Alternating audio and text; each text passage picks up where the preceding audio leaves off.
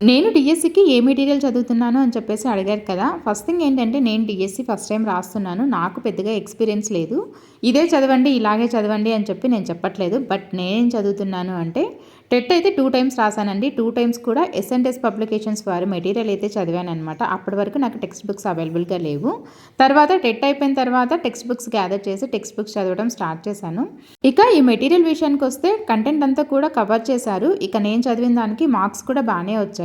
నన్నడిగితే ఒక సబ్జెక్ట్ కోసము 5, 6 మెటీరియల్స్ చదవడం కంటే ఒకటే మెటీరియల్‌ను 5, 6 టైమ్స్ చదవడం బెటర్ అని చెప్తాను. ఎస్పెషల్లీ మ్యాథ్స్‌కి అయితే ఈ మెటీరియల్ చదివితే సరిపోతుంది అనిపించింది. ఎందుకంటే మ్యాథ్స్ సేమ్ ప్రాబ్లమ్ రాదు కదా!